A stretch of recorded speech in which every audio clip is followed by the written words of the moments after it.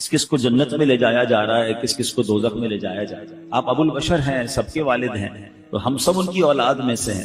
ہمیں جو آدمی کہا جاتا ہے نا، اس کی وجہ ایک یہ ہے کہ ہم حضرت آدم کی اولاد سے ہیں۔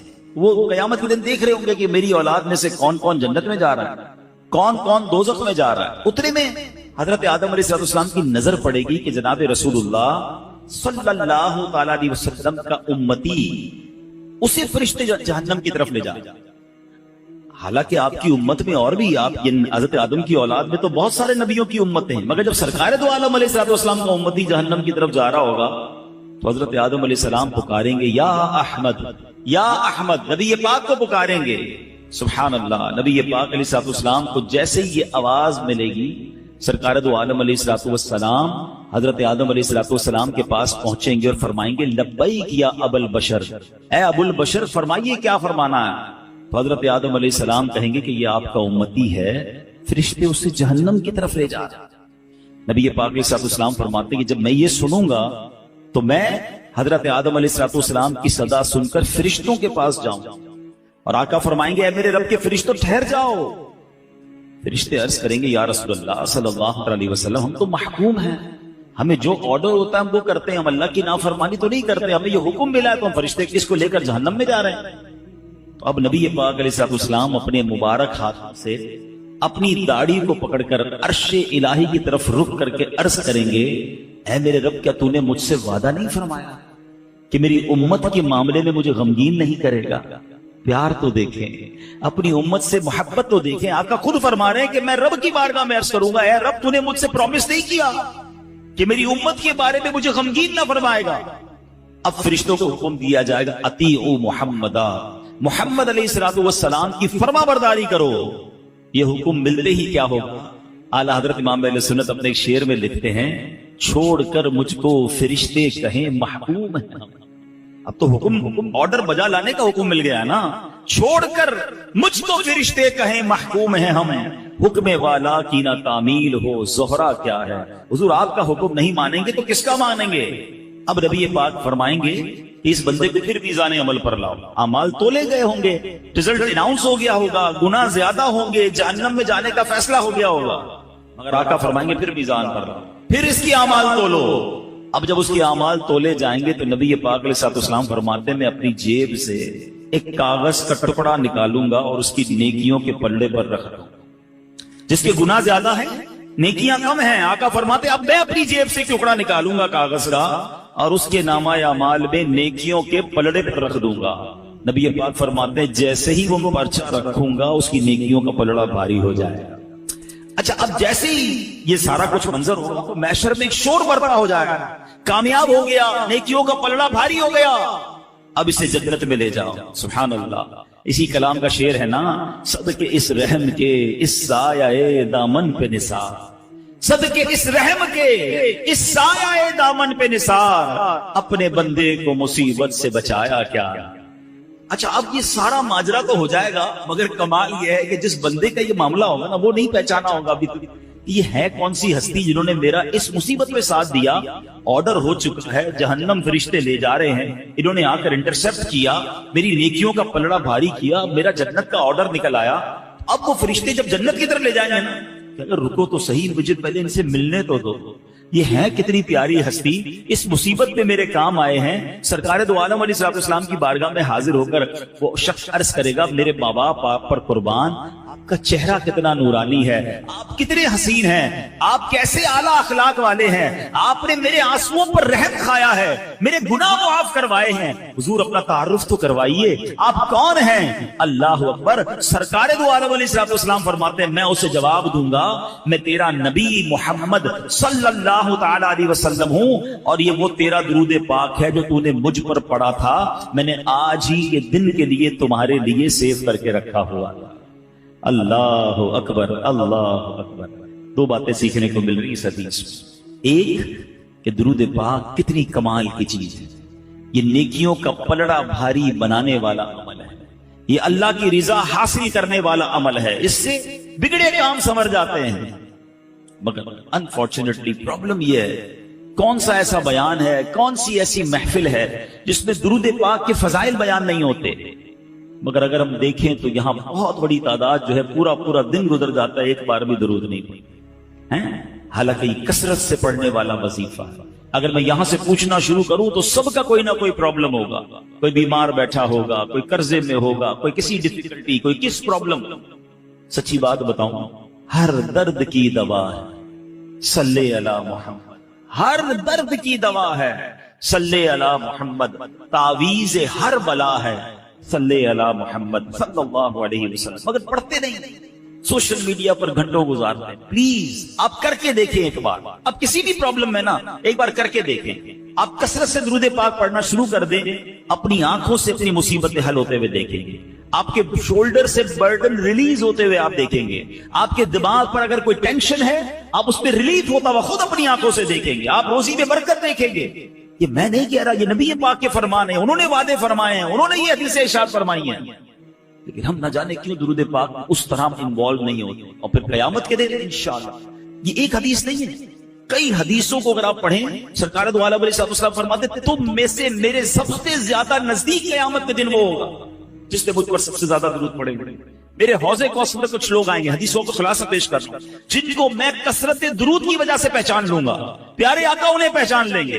نبی پاک کہیں فرما رہے ہیں کہ میں اپنے ساتھ جنت میں لے جاؤں گا جو درود پاک کثرت سے پڑھنے والے ہوں گے، تو کیوں نہ ہم درود پاک کثرت سے پڑھیں۔ تو میرے پیارے اسلامی بھائیوں، پہلی نیت تو آج کے اجتماع میں یہ کرنے کہ انشاءاللہ اب روزانہ کثرت سے درود پاک پڑھیں۔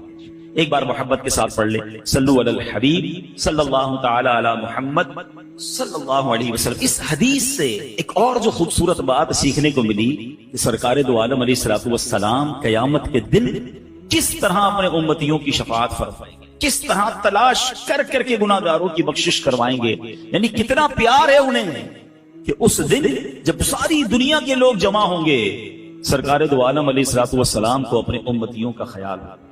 نبی پاک کے بہت سارے کمالات، بہت سارے اوصاف ہم نے سنے ہیں، مگر آج پرٹیکولرلی شفاعت مصطفیٰ صلی اللہ علیہ وسلم، یہ کتنا بڑا انعام ہے اس امت پر، یہ نبی پاک پر بھی انعام ہے کہ ان کو قیامت کے دن کیسی عزت کا مقام عطا کیا جائے گا، ہم سنیں گے آگے بیان میں۔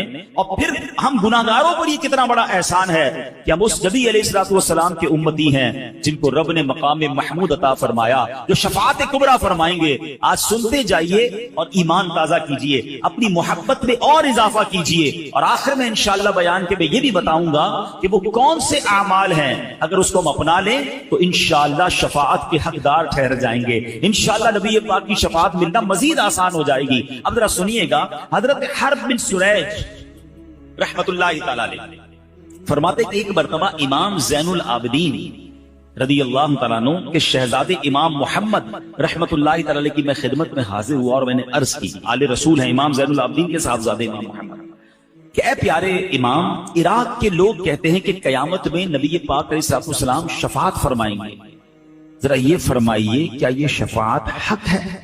سوال کیا ان سے تو حضرت امام محمد کیا کہتے ہیں، خدا کی قسم شفاعت حق ہے۔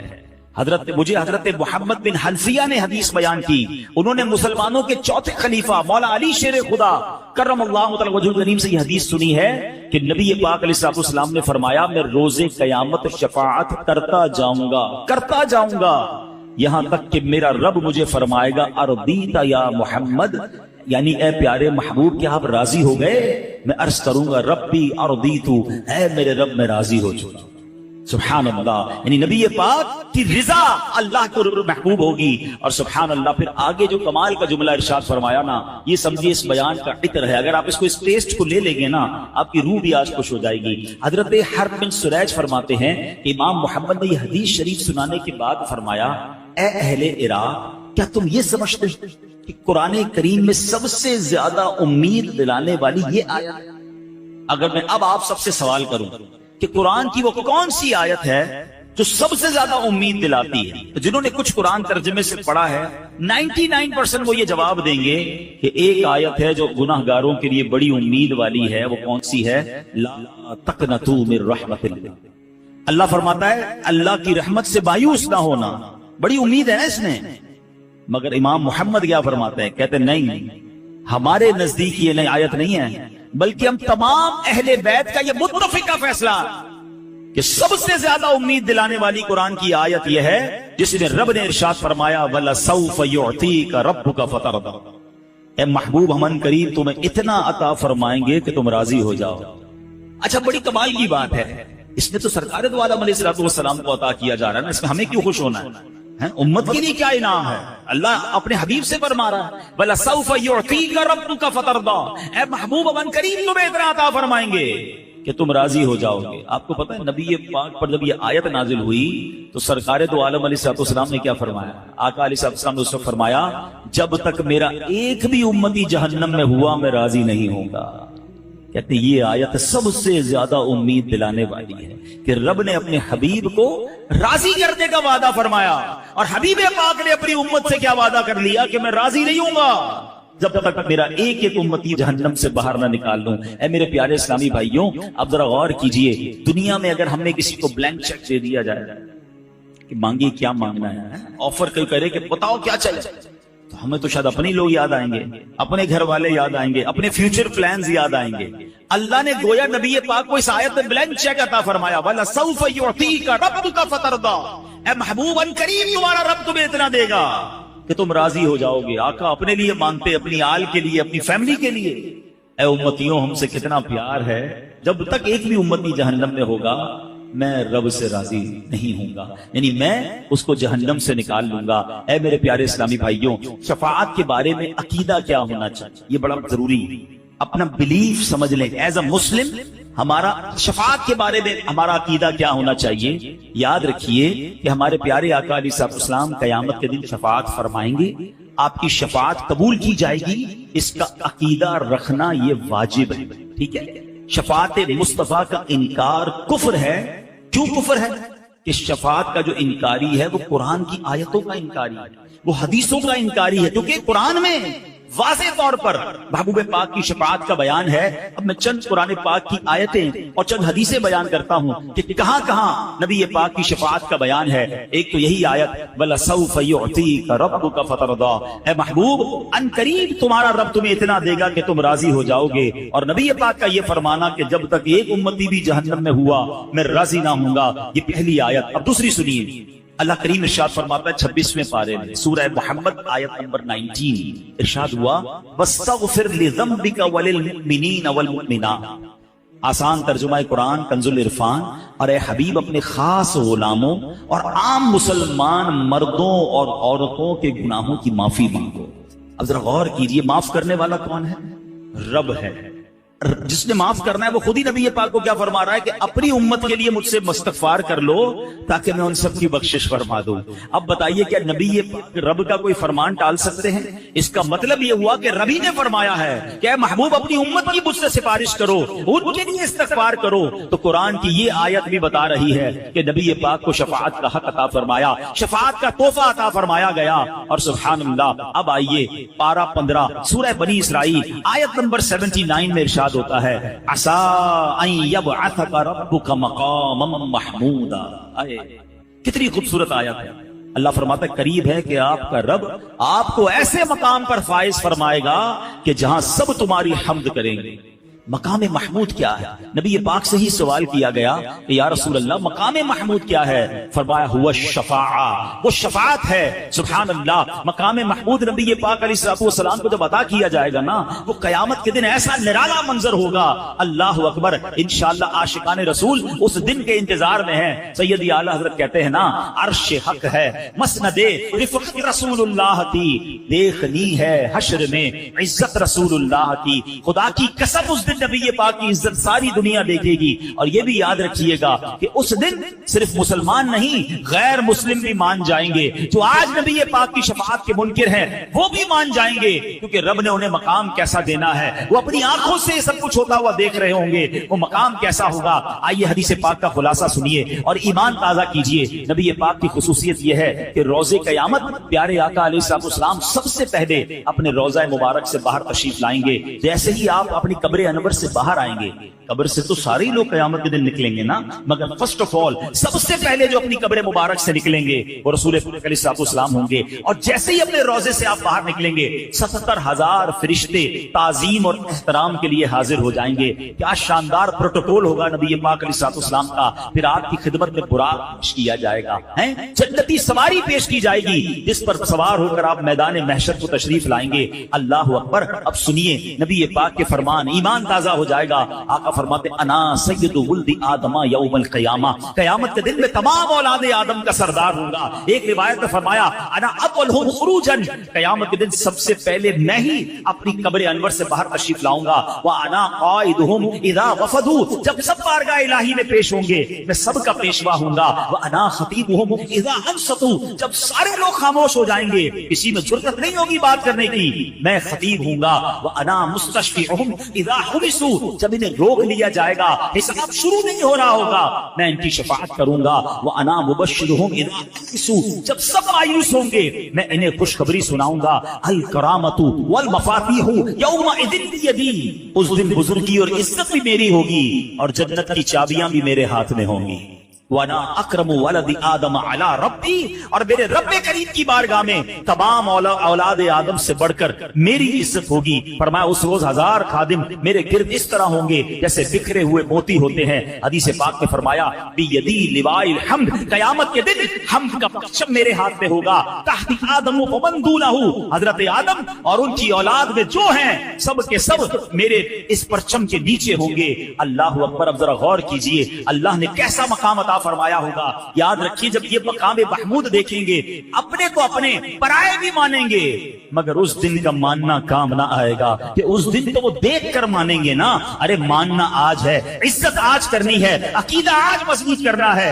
यही बात तो सैयदी आला हजरत लिखते हैं कि आज ले उनकी पनाह, आज मदद मांग उनसे, आज ले उनकी पनाह, आज मदद मांग उनसे, फिर न मानेंगे कयामत में। अगर मान गया कयामत में तो गैर मुस्लिम भी मान जाएंगे। जब ऐसा मकाम देखेंगे, अब तसव्वुर कीजिए वो कैसा दिन होगा। जमीन तांबे की होगी, लोग अपने पसीने में डुबकियां खा रहे होंगे, इंतजार होगा कि खत्म नहीं हो रहा होगा। कभी गर्मी के अंदर हमें कोई 5-10 मिनट बाहर खड़ा कर दे और कहे जनाब 10 मिनट रुकिए और 10 मिनट बाद आइएगा, वो 10 मिनट नहीं कटते हैं, क्योंकि पसीने से बंदा शराबोर हो जाता है, बंदा फौरन कोई साया ढूंढता है। मगर उस दिन अल्लाह के अर्श के सिवा कोई साया ना होगा। अब क्या होगा, जब बहुत गर्मी लगेगी, बहुत टाइम गुजर जाएगा, तो अहले महशर आपस में मशवरा करेंगे कि कुछ तो करो, किसी से तो बात करो, हिसाब किताब ही शुरू हो जाए। खड़े खड़े जनाब गर्मी में सारे थक गए। अब जनाब सब मिलकर हजरत आदम अलैहिस्सलाम के पास जाएंगे। जब हजरत आदम के पास जाएंगे ना, तो जाकर कहेंगे ए अबुल बशर, आप सबसे पहले दुनिया में आए हैं, आप अल्लाह की बारगाह में सिफारिश करें और हमारे इस मुसीबत से हमारी निजात दिलाएं। क्या होगा, हजरत आदम कहेंगे नफ्सी नफ्सी इज़हबू इला गैरी, आज जैसा रब ने गजब किया है पहले ऐसा गजब कभी ना किया होगा, किसी और के पास जाओ। ये सारे महशर के लोग ढूंढते ढूंढते हजरत नूह अलैहिस्सलाम के पास पहुंचेंगे। ए नूह, आप आदम में सानी हैं, आप अल्लाह की बारगाह में, आप नजीउल्लाह हैं, आप अल्लाह की बारगाह में हमारी सिफारिश करें। आप फरमाएंगे इज़हबू इला गैरी नफ्सी नफ्सी, आज रब ने जैसा गजब किया ऐसा पहले कभी नहीं किया। अहले महशर फिर तलाश करते हुए हजरत इब्राहिम के पास आएंगे। आप तो खलीलुल्लाह हैं, अल्लाह के दोस्त हैं, आप अल्लाह से अर्ज करें। वो भी कहेंगे इज़हबू इला गैरी। उसके बाद हज़रत ईसा अलैहिस्सलाम के पास आएंगे, वो भी मना कर देंगे। आखिर अहले महशर कहेंगे हमें कोई रास्ता तो बता दें, कोई क्लू तो दे दें, हम जाएं तो किसके पास जाएं। जब ये सब घूम फिर कर हजरत ईसा के पास आएंगे ना, हजरत ईसा कहेंगे एक ही शख्सियत है जो आज मदद कर सकती है, वो अल्लाह के आखिरी नबी हैं, वो रहमतुल लिल आलमीन हैं, जनाब रसूलुल्लाह सल्लल्लाहु अलैहि वसल्लम के पास चले जाओ, वो तुम्हारी मदद करेंगे, उनके हाथ में शफाअत का दरवाजा है। अल्लाह अकबर। अब ये अहले महशर जब हजरत जनाब रसूलुल्लाह सल्लल्लाहु अलैहि वसल्लम के पास आएंगे, तो मेरे आका अलैहिस्सलाम ये ना कहेंगे इज़हबू इला गैरी, आका फरमाएंगे अना लहा अना साहिबुकुम, आओ मेरे गुलामों, आज मैं इसी दिन के लिए हूँ। सुभान अल्लाह। इसी मंजर को किस खूबसूरत अंदाज में मौलाना हसन नदा खान साहब लिखते हैं ना, وہ لکھتے ہیں کہیں گے اور نبی اذهبوا الی غیری، کہیں گے اور نبی اذهبوا الی غیری، میرے حضور کے لب پر انا لہا ہوگا، میرے حضور کے لب پر انا لہا ہوگا، دکھائی جائے گی محشر میں شان محبوبی کہ آپ ہی کی خوشی آپ کا کہا ہوگا۔ اب کیا ہوگا ذرا سنیے، نبی پاک کے پاس جب اہل محشر پہنچیں گے نا تو اب نبی پاک سجدہ کریں گے۔ پہلے ذرا یہاں رک جائیں، ایک اور خوبصورت سوال، very beautiful question, relevant question دماغ میں آتا ہے کہ یہ حدیثوں کے ذریعے پتہ تو چل گیا کہ شفاعت تو نبی پاک نے کرنی ہے، آخری نبی علیہ السلام نے کرنی ہے، تو ہم تو نہیں جائیں گے پھر حضرت آدم کے پاس، ہم تو نہیں جائیں گے حضرت نوح کے پاس، ہم تو سارے مل کر پہلے ہی پہنچ جائیں گے۔ ہم نے KDA میں بیان سنا تھا، ہمیں پتا تھا حدیث میں یہی ہے کہ آخر میں جانا رسول پاک علیہ السلام کے پاس ہے، تو ہم ڈائریکٹ چلے جائیں گے۔ علماء کہتے ہیں ٹھیک ہے حدیثوں میں یہ سارا تصور اور ساری بات بتا دی گئی ہے، مگر اس دن اہل محشر سارے ہی بھول جائیں گے، سب یہ کام کریں گے، اور اس کی ایک ریزن ہے، اس کی ایک وجہ ہے۔ اس کو ایک اور لاجک سے سمجھ لیں، ہم سب تو قبر کے سوالات بتائیں اور سب کو جوابات بھی پتہ ہیں، تو بندہ بولے مسئلہ ہی کوئی نہیں، اب تو پیپر آؤٹ ہو گیا، مرنے کے بعد قبر میں جائیں گے، پوچھا جائے گا من ربک کا، میں کہہ دوں گا اللہ رب ہے، ما دینوں کا کہوں گا اسلام دین ہے، ما کنت تقول فی حق ھذا الرجل، جب پیارا سا چہرہ دکھایا جائے گا کہہ دوں گا یہ رسول اللہ۔ آسان ہو گیا نا، پیپر آؤٹ ہے، پھر کیسے کہہ لوں گا؟ علماء کہتے ہیں حدیثوں میں سوال بھی بتا دیے، جواب بھی بتا دیے، مگر جواب وہی دے گا جس سے رب راضی ہوگا، جس کے اعمال اچھے ہوں گے، ورنہ وہ بھول جائے گا۔ تو یہ محشر کے دن یہ سارا پروٹوکول کیوں کیا گیا؟ اے ہائے، جب بات سمجھ رہا ہے نا، عشق کی گتھی سلجھ جائے تو بریلی کے تاجدار سلجھاتے ہیں۔ امام اہل سنت نے کمال کر دیا، ایک شعر میں سارا فلسفہ بیان کر دیا۔ وہ کہتے ہیں خلیل و نجی مسیح و صفی سبھی سے کہیں بھی بنی، سب کے پاس گئے نا، کہیں بات بنی، حضرت ابراہیم کے پاس گئے، حضرت موسیٰ کے پاس گئے، حضرت عیسیٰ کے پاس گئے، حضرت آدم کے پاس گئے، اتنا گھومے، کوئی بات بنی کہ نہیں؟